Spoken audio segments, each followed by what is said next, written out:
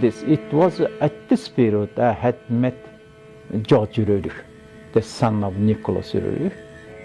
It so coincided in the one and the same year, that's 1957.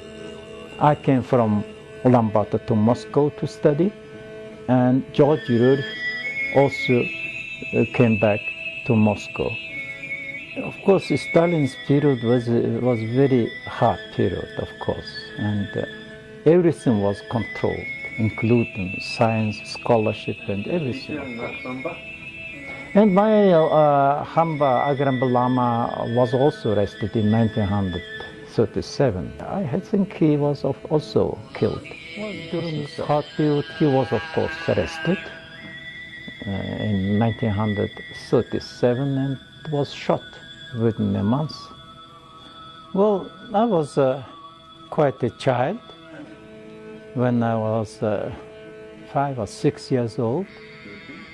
I was given to the Qaddan Monastery. Well, after the closing of all monasteries, I was, of course, came back to my home. And then after finishing the middle school, I was selected as one of the best students to be sent to Moscow to study and to get my higher education. At that time, I was 19 years old. 19 years old. Moscow in 1946, just after this World War II, and I studied for 5 years and graduated from the Moscow University for International Relations. I graduated from this university in 1955 and came back home, and I was teaching history at the universities and colleges, and then again in 1957 I was also sent to defend my degree, doctor's degree, and I studied in Moscow at the Institute of Oriental Studies of the Academy of Science, Russian Academy of Science. I had to study for 3 years and got my degree from this. Of course, Stalin's period was very hard period, of course, and everything was controlled, including science, scholarship, and everything, of course.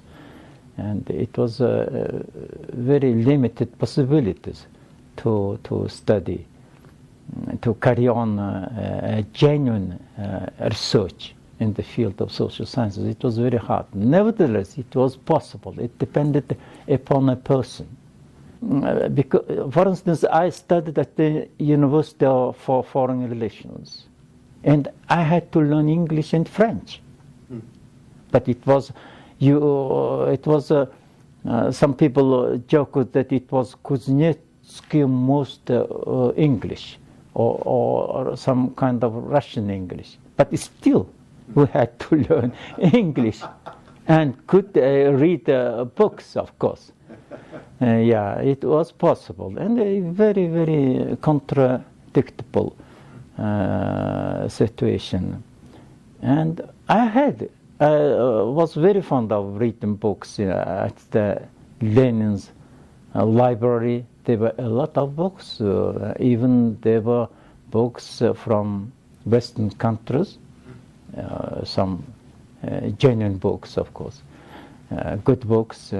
If you wish, it was possible. And of course, Khrushchev's period is a special period. It is a special period in the history of Russia, I think, in the history of communism, I think. It was a more liberal period. Well, it was atypical, period atypical in Russian, atypical, but one period. It was possible to criticize Stalin.